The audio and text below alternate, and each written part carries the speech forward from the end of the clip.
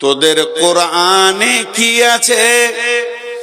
কোরআন কোরআন করে তোরা পাগল হয়ে গেলি, একটা বার বল তোদের কোরআনে কি আছে? সাহাবীরা সিনা উঁচু করে বলতো, আমরা যা করি কোরআনে তা আছে। কত মিল ছিল জিন্দেগির সঙ্গে কোরআনটা। আমরা যা করি কোরআনে তা আছে। যদি প্রশ্নটা এরকম করতো, তোরা কি করিস? ঘুরে ঘুরে বেড়াস, তোদের হুঁশ নাই, মাথা নাই, জ্ঞান নাই, বুদ্ধি নেই, তোরা কি করিস? সাহাবীরা উত্তরে বলতেন, কোরআনে যা আছে, কোরআনে যা আছে আমরা তাই করি। তাহলে কোরআনে যা আছে তাই করি, আর আমরা যা করি তা কোরআনে আছে। কত জিন্দেগিটা সমান সমান মিল ছিল, এই রকম মিল ছিল, উঁচু নিচু ছিল না, 100তে 100 মিল ছিল। আমরা যা করি তা কোরআনে পাবে, আর কোরআনে যা আছে আমরা তা করি। চলেন সেই 1415 বছর কথা ছেড়ে দিয়ে 2025 সালে চলে আসি। এপ্রিল মাসের আজকের ধরেলেন 18 তারিখ, এখনই 19-এ ঢুকবে। আজকে এপ্রিল মাস 18 তারিখ। এখানে যত মুসলমান বসে আছেন, একটাও গায়ের ভাই নাই। যদি আছে তো আলহামদুলিল্লাহ। আমি তাকে বলছি না, কোন হিন্দুকে, খ্রিস্টানকে, বৌদ্ধকে আমি বলছি না, শুধু মুসলমানকে বলছি। আমি প্রশ্ন করব, আপনারা কি করেন? আমি নিজেকেও জড়িয়ে নিয়েছি, আমরা কি করি? একবার বলতে পারবো কি কোরআনে যা আছে? পারবো বলতে? বলেন একজন, কার সাহস আছে উঠে বলেন দেখি, বুকে কতটা হিম্মত আছে যে কোরআনে যা আছে আমি তাই জিন্দেগিতে করি। আমাদের কাছ থেকে ইসলাম পালিয়ে গেছে অনেক আগে, বহু আগে পালিয়েছে। এবার চলেন আল্লাহ তাবারক ওয়া তাআলা সূরা মায়েদার ভিতরে আয়াত নাজিল করলেন, অনেক লম্বা আয়াত। 3 নম্বর আয়াতে আমি একটু অংশ আপনাদের কাছে পড়ছি। আলিয়াউমা আকমালতু লাকুম দীনাকুম ওয়া আতমামতু আলাইকুম নি'মাতি ওয়া রাদিতু লাকুমুল ইসলাম দীনা। আলিয়াউমা বলতে এটাকে বলা হয় আরাফাতের দিনকে বলা হয়েছে। আরাফাতের দিন, ফাতে হাজ্জাতুল বেদার আরাফাতের দিনকে আলিয়াউমা বলেছেন আল্লাহ। কেউ কেউ বলছে এটা কোরআনের শেষ আয়াত, কেউ কেউ বলছে এটা কোরআনের শেষ আয়াত, এরপরে আর আয়াত নাজিল হয়নি। কেউ বলছে না এটা শেষ নয়, আরো আয়াত নাজিল হয়েছে। জাগা আল্লাহ নবী হাজ্জাতুল বিদাতে আরাফাতের ময়দানে রয়েছেন। এমন সময় উটের ওপরে সওয়ার হয়ে রয়েছেন, সাথে রয়েছেন কম বেশি 1.5 লক্ষ তার শিষ্য। আবু বকরের মতো বিচক্ষণ বয়োবৃদ্ধ বিদ্যাসাগর রয়েছেন, হযরত ওমরের মতো একজন সিংহ রাসূলের সঙ্গে রয়েছেন, আরো সাহাবীরা রয়েছেন। আয়াত নাজিল হয়ে গেল আরাফাতের ময়দানে, আলিয়াউমা আকমালতু লাকুম দীনাকুম ওয়া আতমামতু আলাইকুম নি'মাতি ওয়া রাদিতু লাকুমুল ইসলাম দীনা। আজকের দিনে তোমাদের দিনকে পরিপূর্ণ করে দেয়া হলো। তোমাদের যে নিয়ামত আসমান থেকে আসার কথা ছিল সেটা কমপ্লিট হয়ে গেল। আর আল্লাহ তাবারক ওয়া তাআলা এই দিনের উপরে রাজি হয়ে গেছেন। মানে এই দিনের ভিতরে যারা থাকবে আল্লাহ তাদের প্রতি সন্তুষ্ট পোষণ করেছেন। হযরত আবু বকর কাঁদছেন, চোখে পানি আয়াতটা শোনার পর। হযরত উমর গভীর চিন্তায় পড়েছেন। আবু বকরকে প্রশ্ন করা হলো, আবু বকর আপনি তো উম্মতের সিরিয়ালের 1 নম্বর উম্মত, পৃথিবীর উম্মতকে আপনার সঙ্গে তুলনা করা যাবে না। আপনি হলেন বিচক্ষণ মানুষ, জ্ঞানী মানুষ, দূরদর্শিতা জ্ঞানের ভরপুর আছে। তবে এটা জাহান্নামের আয়াত নয়, পুলসেরাতের আয়াত নয়। এই আয়াতটা না কিয়ামতের আয়াত, না কবরের আয়াত। যে কথাগুলো বললে শুনলে মানুষের দিল কাঁপবে, এগুলো তো তার ভিতরে নয়, এগুলো হলো তার বাইরের আয়াত। আর আপনার মতো ব্যক্তিটা এই আয়াতগুলো শুনে তখন চোখের পানিতে কাঁদছেন। কেন কাঁদছেন ব্যাখ্যাটা আপনার কাছে শুনতে চাইছি। হযরত আবু বকর বললেন, এই আয়াত থেকে তোমরা কি বুঝেছো বলো? এই আয়াত তোমাদেরকে কি বার্তা এনেছে? এই আয়াতটা বার্তা এনেছে, হে বিশ্ববাসী রে, যে দিন আসার কথা ছিল আজকে কমপ্লিট হয়ে গেল। তার মানে হচ্ছে বাহক যে এসেছে দিনকে কমপ্লিট করার জন্য, সেই বাহকের নামটা হচ্ছে নবী মুহাম্মদুর রাসূলুল্লাহ সাল্লাল্লাহু আলাইহি ওয়াসাল্লাম। তার মানে দিন কমপ্লিট হয়ে গেল, এর মানে বোঝা গেল নবী আর পৃথিবীতে থাকবে না। এটা রসুলের বিদায় বার্তা নিয়ে হাজির হয়েছে আয়াতটা। নবীজি আর থাকবে না, নবীজিকে যে কাজের জন্য পাঠিয়েছিলেন আল্লাহ, ওই কাজটা হয়ে গেছে। কোরআন কমপ্লিট হয়ে গেছে, মানে এবার রসুল আমাদের ভিতর থেকে বিদায় নিবে।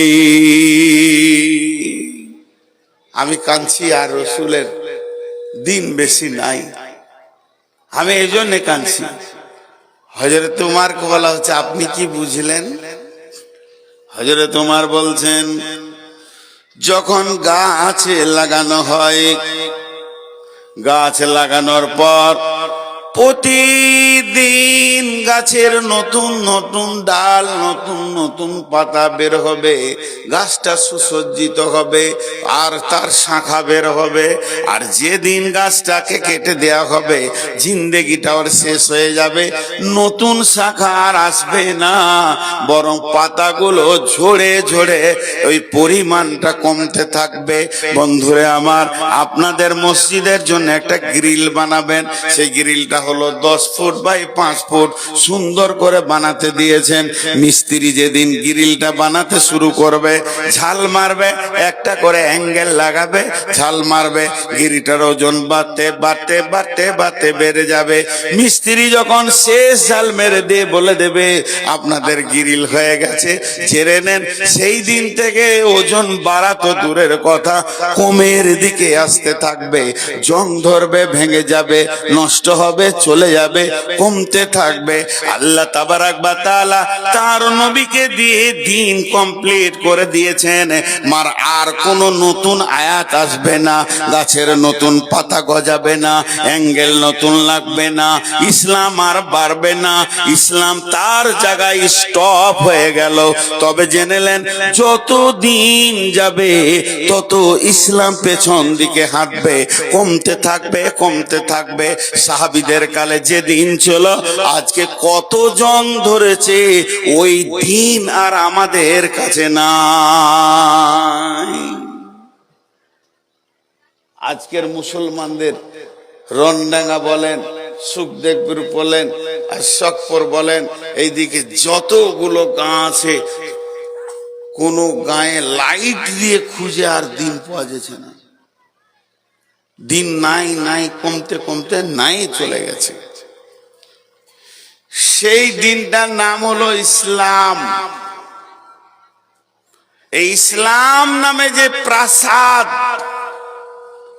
আল্লাহ রসুল ইসলামকে প্রাসাদ বলেছেন। প্রাসাদ খুব ভালো বাংলা, এর মানে হচ্ছে, আপনাদের হিন্দিতে কি হবে জানি না, সব থেকে বড় সুন্দর সাজানো গুছানো ঘর। সাজানো গুছানো ঘরকে প্রাসাদ বলেছেন। রাজবাড়ি, ওইটার নাম ইসলাম। ওই বাড়িটা কেমন? যতজন ওই ঘরটাতে ঢুকে যাবে বেঁচে যাবে, বেঁচে যাবে, দুনিয়াতে বাঁচবে, আখিরাতে বাঁচবে, পুলসেরাতে বাঁচবে, কবরে বাঁচবে, হাসরে বাঁচবে, বেঁচে জান্নাতে চলে যাবে। এরকম একটা ঘর বানানো হয়েছে পৃথিবীতে। সেই রাজবাড়িটার নাম হলো প্রাসাদ, তার নাম ইসলাম। সহি হাদিস এটা। আল্লাহর নবী বলছেন আল্লাহ একটা প্রাসাদ বানিয়েছেন, ওই প্রাসাদটার নাম ইসলাম। সেই প্রাসাদে প্রথম একটা ইট দিয়ে উদ্বোধন শুরু হবে আর একটা ইট দিয়ে শেষ হবে। পৃথিবীতে যত বাড়ি আছে প্রথম একটা ইট দিয়ে শুরু হয় আর শেষকালে একটা ইট দিয়ে শেষ হয়। তাই ওই প্রাসাদটা আল্লাহ যেটা বানিয়েছেন, পৃথিবীতে একটা ইসলাম নামে ইজিম পাঠাবে, মানুষ শান্তিতে বাস করবে, এরকম একটা মনোনীত ধর্ম পাঠাবে। তার জন্যে ওই প্রাসাদের প্রথম ইটটা হলো হযরতে আদম আলাইহিস সালাম। আদম আলাইহিস সালাম ইসলামের প্রথম ইট। এই ইটটা দিতে দিতে দিতে দিতে সেই প্রাসাদের শেষ ইট আমি নবী মুহাম্মদুর রাসূলুল্লাহ সাল্লাল্লাহু আলাইহি ওয়াসাল্লাম, আমি ইট এসে গেছি, মানে প্রাসাদটা কমপ্লিট হয়ে গেছে। এই ইসলামের ভিতরে যতজন থাকবে তাদের দুনিয়াতে এবং আখিরাতে 100তে 100 নিরাপত্তা আছে। তাদেরকে কেউ গুমরা করতে পারবে না, তাদের কেউ ক্ষতি করতে পারবে না, তাদেরকে কেউ নষ্ট করতে পারবে না। এই প্রাসাদের ভিতরে সকলে ঢুকে যাও। কি হলো, লোক উঠছে সেখানে?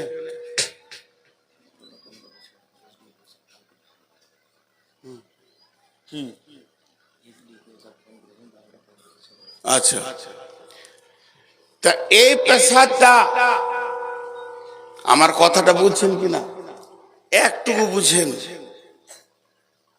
আপনারা উঠবেন না, খুব অল্প সময়ে ছেড়ে দিব, আর মাঝে একটা কথা বলবো, তারপরে উঠবেন। যে লোকগুলো উঠে চলে গেছে, আমি দুটো প্রশ্ন রাখবো আপনাদের কাছে, আর এই প্রশ্নটা খারাপ লাগলে পায়ের জুতাগুলো আমার মুখ বরাবর মারবেন। আমি খুশি হয়ে চুমা দিব যে আমাকে আপনি ফুল ছুঁড়েছেন। দুটা প্রশ্ন। इस घर में आग लगी है घर ही की चिराग से, কাউকে দোষ দিয়েন না। ওই প্রাসাদটা আল্লাহ রসুল গুছিয়ে দিয়ে চলে গেলেন, ঢুকে যা বেঁচে যাবি, ঢুকে যা বেঁচে যাবি, না তোর দুনিয়াতে সমস্যা না তোর আখিরাতে সমস্যা। সেই প্রাসাদে জানলাতে, দরজাতে, খাটে, আলমারিতে, ড্রেসিং টেবিলে হু হু করে আগুন জ্বলছে সারা বিশ্বে ইসলামের উপরে। কে লাগিয়েছে আগুনটা? কে লাগিয়েছে? ইস ঘর মে আগ লাগি है घर ही की चिराग से। বলেন, আজকে সারা ভারতবর্ষের মুসলিমরা বলছে মসজিদ কেড়ে নিল। ঠিক আছে, আগে মসজিদ কেড়েছে না আমরা আগে মসজিদ ছেড়েছি? হ্যাঁ, অঙ্কটা করেন। সত্য কথা বলতে শিখেন বুকে হাত দিয়ে। আগে আমরা মসজিদকে ছেড়ে দিয়েছি। কয়েকদিন আগে ট্রেনে ফেসবুকে দেখেছেন এক মুরব্বীর দাড়িকে কেটে দেওয়া হয়েছে। কাটবো দিন নাই, কেটে দিয়েছে। এখানে যে কটা দাড়ি চাচা আছেন, কে কেটেছে? দাড়ি চাচাটি উঠে বলেন, কোন রাজনৈতিক দল আপনাদেরকে চাপ দিয়ে দাড়ি কাটা করিয়েছে? বলেন।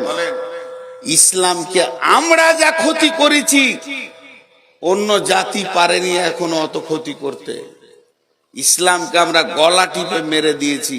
না রন্ডাঙ্গা ইসলাম আছে, না শোকপুরে ইসলাম আছে, না ইসলাম আছে আপনার সুখদেবপুরে, না ইসলাম আছে রহসপুরে, না ইলামেতে, না অত্র এলাকায় ইসলাম নাই।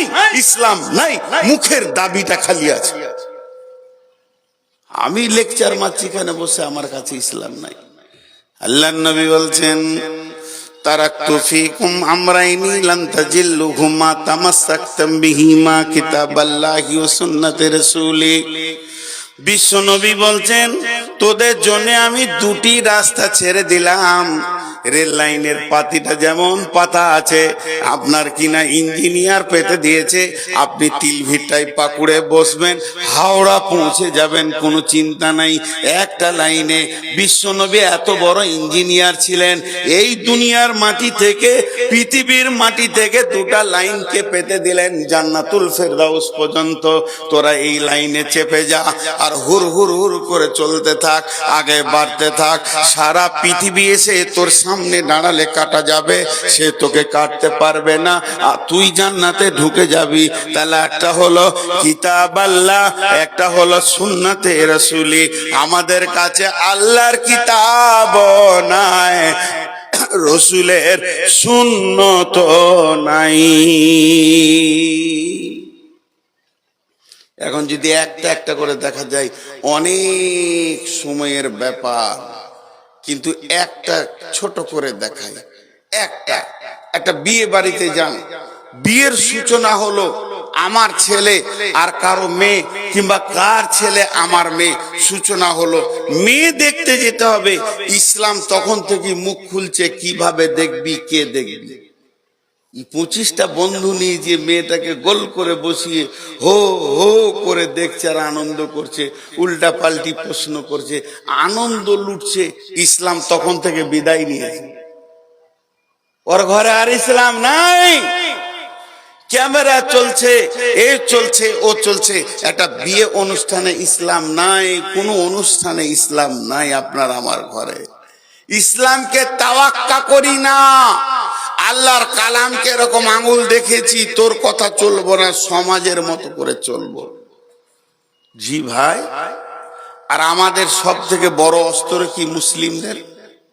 আখলাক, আখলাক, চরিত্র। তালোয়ার দিয়ে মানুষকে কেটে মারো ইসলাম বলেনি। রাসূলুল্লাহ সাল্লাল্লাহু আলাইহি ওয়াসাল্লাম একটা তালোয়ার তুলে দেননি কোন সাহাবীরাতে যাও কাটোগা। রাসূলুল্লাহ সাল্লাল্লাহু আলাইহি ওয়াসাল্লাম জীবনে একটা যুদ্ধ করেনি। রসুলকে যখন মারতে এসেছে প্রতিহত করেছে, প্রতিহত রুখেছে, জীবনে আগে বাড়িয়ে মারতে যায়নি। আজকে আমাদের সব থেকে বড় অস্ত্রের নাম হলো আখলাক। সময় কমে যাচ্ছে, তার জন্য আর কি আপনাদেরকে দিব। আখলাকের একটা কথা শুধু আপনাদেরকে দিই। কত বড় তালোয়ার দেখেন, 1 কোটি তালোয়ারে যা না করবে, একটা কলমে তার থেকে বেশি করবে। শহীদের রক্তের থেকে কলমের কালির দাম বেশি। হাতে তালোয়ার রাখতে হবে না, চাকু ভুজালি রাখতে হবে না, সবারই কাছে যেন কলম থাকে, এরকম পড়াশোনা করেন, পৃথিবীর নিজাম উল্টিয়ে যাবে। আর বাড়িতেও তালোয়ার রাখতে হবে না, বাড়িতে রাখেন আখলাক। শুধু একটা ঘটনা আপনাদেরকে বলবো, 2-3 মিনিটে শর্টে শেষ করব। হযরত উমর কয়েকটা সাহাবীকে পাঠিয়েছিলেন কালেমার দাওয়াত দিয়ে জেরুজালেমে পৌঁছানোর পর সেখান থেকে আসলো চিঠি যে আপনি এখানে আসেন। তা হযরত উমর তার গোলামকে ডাকলো, আসলামা। বেরিয়ে গেলেন। আসলামা বললেন, লাব্বাইক ইয়া আমিরুল মুমিনিন।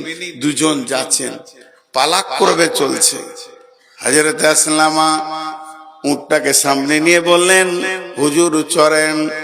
সঙ্গে সঙ্গে আপনার কিনা যে হযরত ওমর উঠে বসলেন, কবি নজরুল কলম ধরলেন।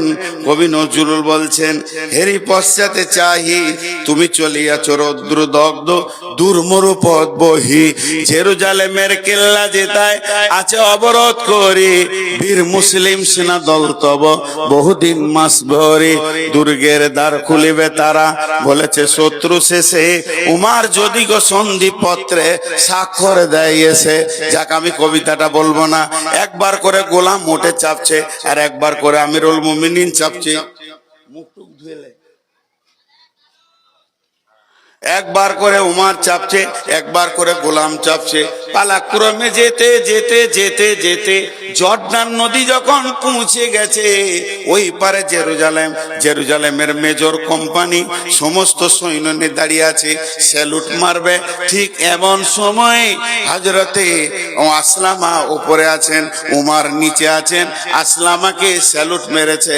আসলামা বলছে, আমাকে কেউ স্যালুট মারবেন না, আমি আমিরুল মুমিনিন না, নাই, যিনি উটের লাগাম ধরে যাচ্ছেন ইনি আমিরুল মুমিনিন খলিফাতুল মুসলিমিন, আমি ওর গোলাম। আশ্চর্য হয়ে গেল, অবাক হয়ে গেল, কি আদর্শের মানুষ, কত দামি মানুষ, গোলামকে উটের পিঠে রেখে আমিরুল মুমিনিন লাগাম ধরে হাঁটছে। তারপরে যখন গিয়ে বসলো গির্জাতে, কথাবার্তা চলতে চলতে হঠাৎ আমিরুল মুমিনিন খলিফাতুল মুসলিমিন হযরত উমর বললেন, ভাইয়া আমাকে একটু সময় দেন, আমি 2 রাকাত নামাজ কসর করে পড়ে আসি। জেরুজালেমের প্রাইম মিনিস্টার, একজন বড় পোপ ছিলেন, পাদ্রী ছিলেন, তিনি তো অবাক হয়ে গেলেন, হায় রে 18 লক্ষ বর্গ মাইলের বাদশা আমার কাছে এত ছোট হয়ে সময় চাইছে।